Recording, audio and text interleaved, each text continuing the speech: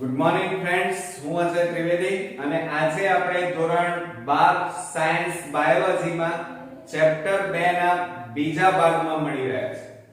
મિત્રો, પહેલા ભાગની અંદર આપણે પુષ્પ અને એક આકર્ષક અંગ અને પુષ્પની લાક્ષણિકતાઓ વિશે અને એની આકૃતિ વિશે આપણે ગયા ભાગની અંદર જોઈ ચૂક્યા છીએ.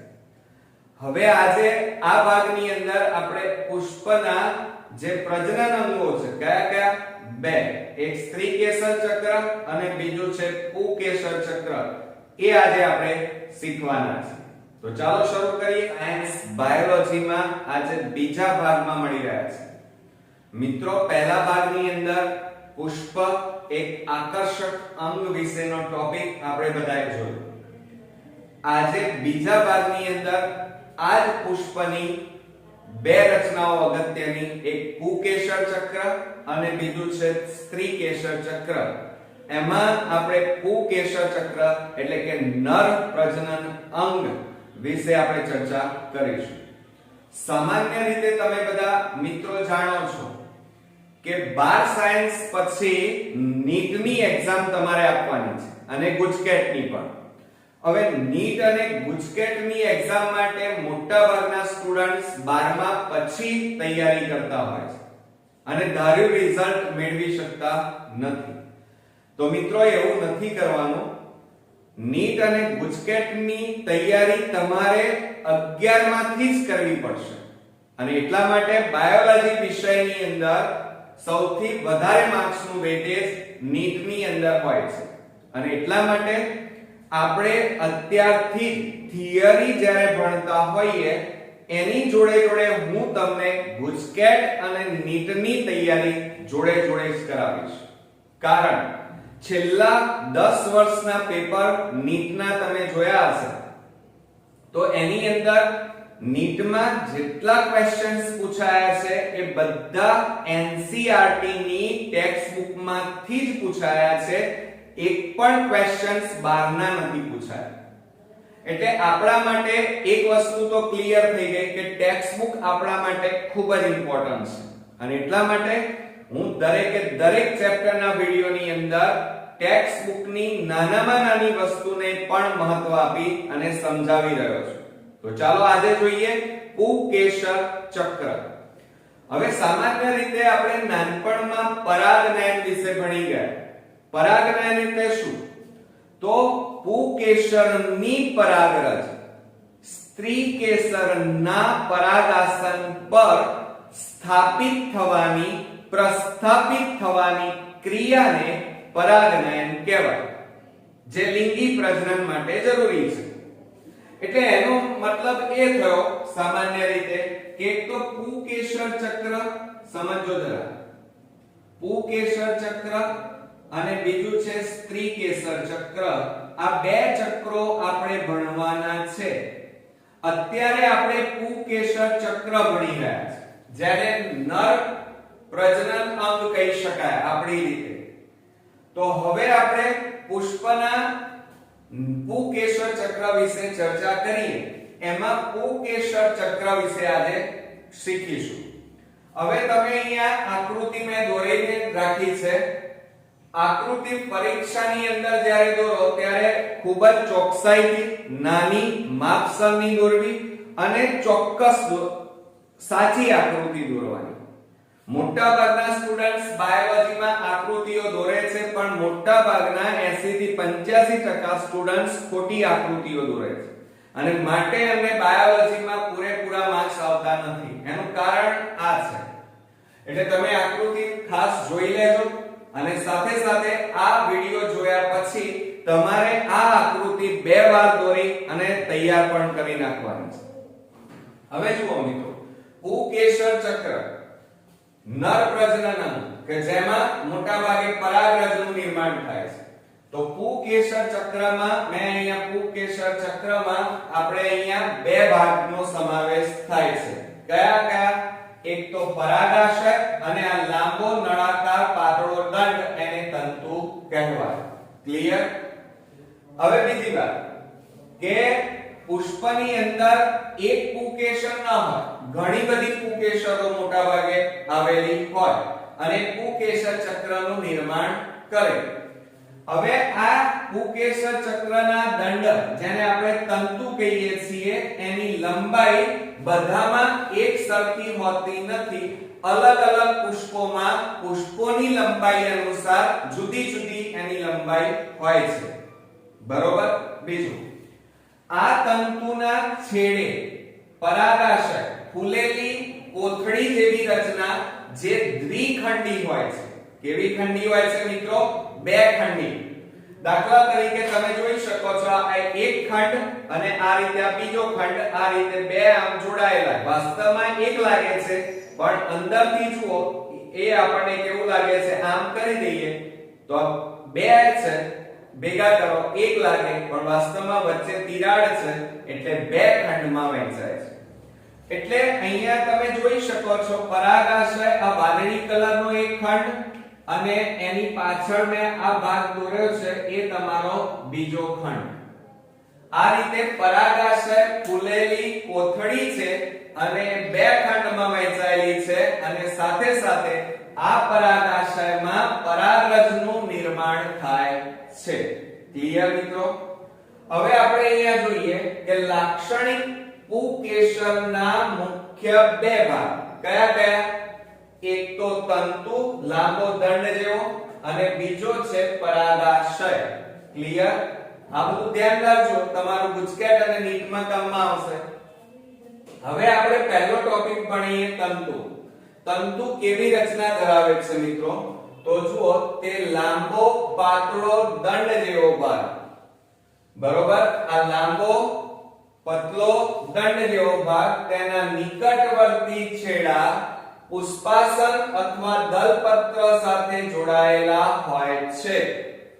હવે એનો નિકટવર્તી છેડો, આ નિકટવર્તી છેડો કહેવાય કે જે અહીંયા માનો આ આપણું પુષ્પ છે, સમજો જરા આ પુષ્પ, તો આ નીચેનો જે આ ભાગ છે જ્યાં પુષ્પાસન હોય, પહેલા ભાગમાં આપણે ભણી ગયા છીએ, આ પુષ્પાસન સાથે આ નિકટવર્તી છેડો અહીંયા જોડાયેલો હોય છે. આ દૂરસ્થવર્તી છેડો કહેવાય.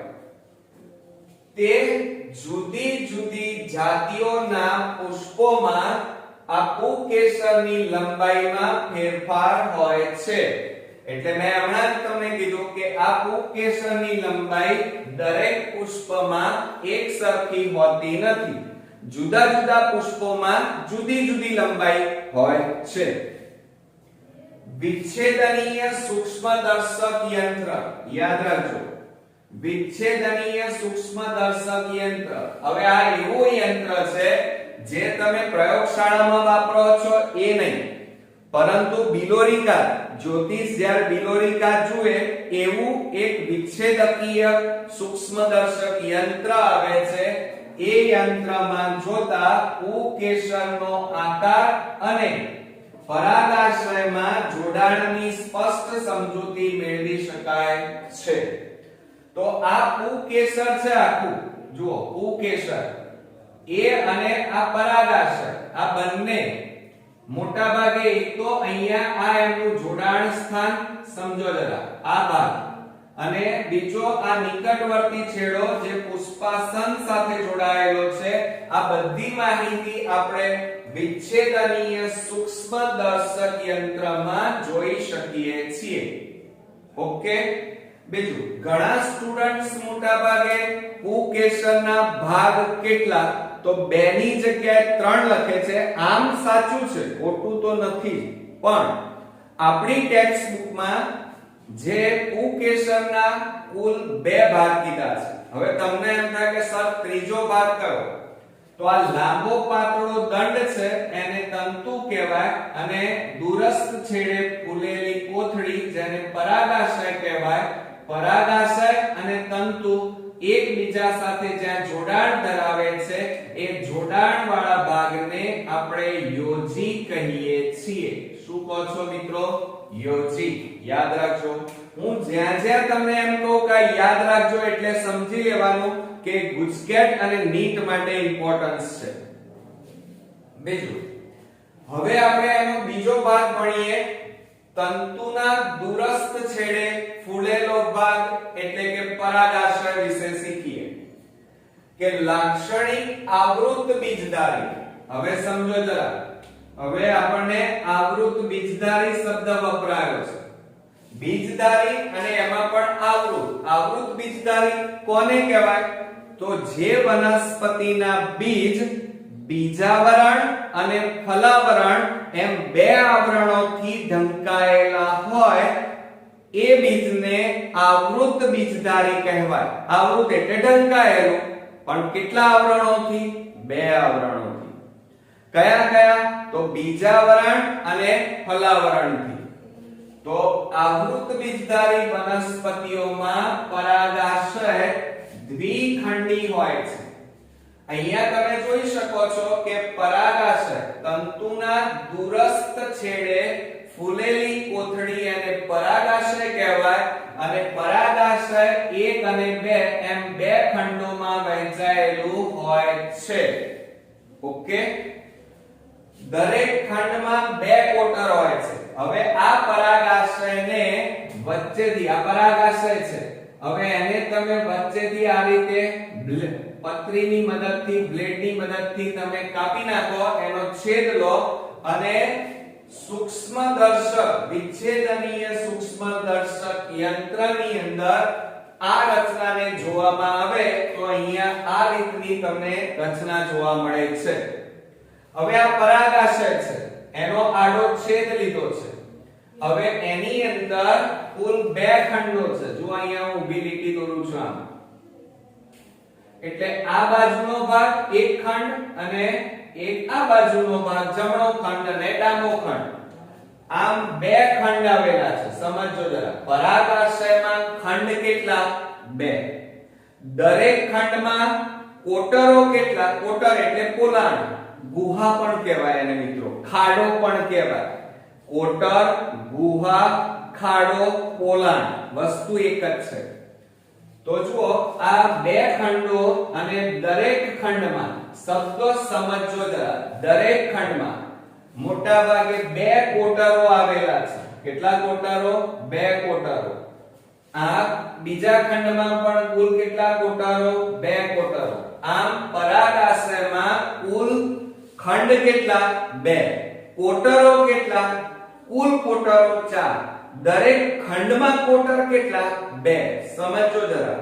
ગુજકેટ અને નીટની અંદર તમને ઈઝીલી પ્રશ્નો નહીં પૂછે, ટેક્સ્ટ બુક ના જ હશે, પણ ફેરવીને પૂછવામાં આવશે. એટલે એ જે પ્રશ્ન પૂછે એને બરોબર સમજીને જવાબ તમારે લખવાનો છે.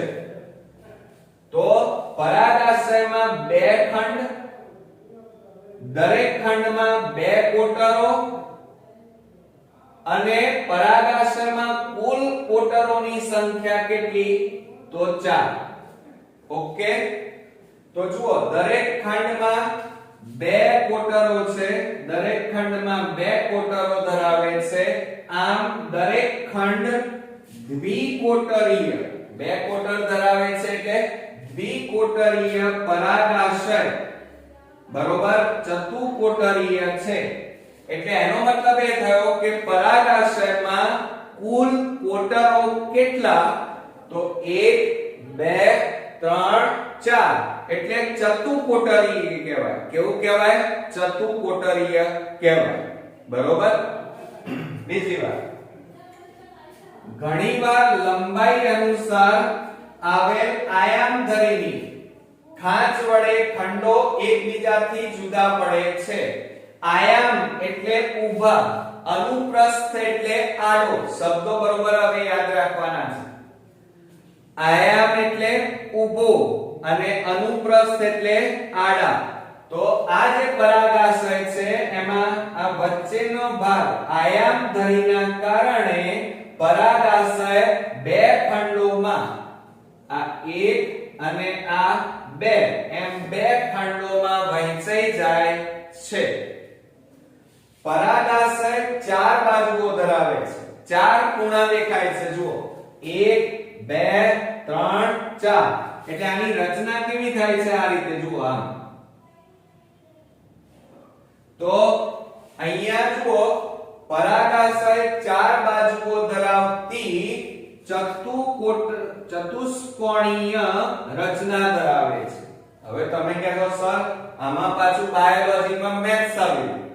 ના મિત્રો, પણ જો અહીંયા આ પરાગાશયમાં 1 2 3 અને 4 ખૂણા આ રીતે પડે છે, માટે પરાગાશયની જે રચના છે, આકાર છે, એ ચતુષ્કોટરીય કહેવાય. તો આ શબ્દ યાદ રાખજો, ચતુષ્કોણીય રચના ધરાવે છે, જેના દરેક ખૂણે, આ દરેક ખૂણે એટલે આ 4 ખૂણા છે, તો 4 ખૂણે આ જે કોટર આવેલો છે એને લઘુ બીજાણુ કહેવાય. શું કહેવાય? લઘુ બીજાણુ ધાની કહેવાય. શું કહેવાય મિત્રો? આ દરેકને લઘુ બીજાણુ ધાની કહેવાય. બરોબર? એટલે લઘુ બીજાણુ ધાનીઓ આવેલી છે દરેક ખંડમાં. 1 અને 2 દરેક ખંડમાં, શબ્દ બરોબર સમજો, દરેક ખંડમાં 2 લઘુ બીજાણુ ધાનીઓ આવેલી છે.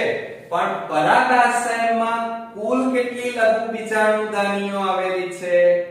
તો કુલ 4 લઘુ બીજાણુ ધાનીઓ આવેલી છે પરાગાશયમાં.